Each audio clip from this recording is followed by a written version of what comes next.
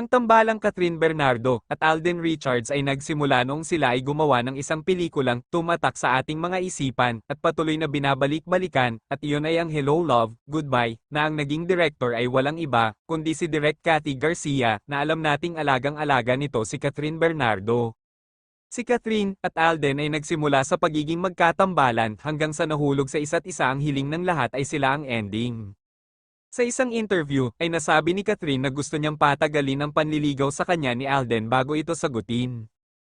Time testing umano ng batikang actress si Alden Richards kung ito ba ay mabilis sumuko o hanggang dulo na ito.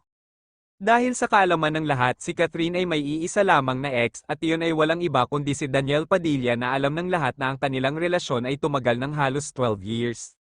Kaya hindi na nakakapagtaka kung bakit gusto ng actress na patagalin pa ang panliligaw ni Alden dahil ayaw nito na mauwi sa wala ang lahat.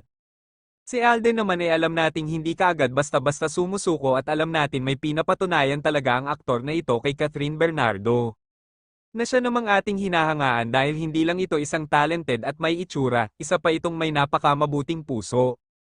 Na alam nating hindi nito sasayangin ang isang matamis na oo ng isang Catherine Bernardo na siya namang kanyang pinakahihintay at pinaghihirapang makuha. Ang hiling ni Alden ay bigyan sila ng privacy at private life, kung ano man ang namamagitan sa kanilang dalawa. You can see how happy Kath is right now. Tinutokso kayo online eh. Hindi lang din talaga kailangan laging ipamalita sa social media yung mga ganyan eh. But you know, sometimes yung mga personal things that's happening, better be personal na lang. Sa Si ngayon, Catherine ay pupunta na ngayon sa Canada. Ito ay mauuna kay Alden dahil may mga shoot pa ito na hindi muna makakasama si Alden. Pagkatapos ni Alden sa taping niya sa Pulang Araw ay paniguradong susunod ito kay Catherine sa Canada para sa kanilang movie na Hello Love. Again, hindi na muna natin makikita ang dalawa at atin na silang makikita pagkatapos na ng ilang buwan.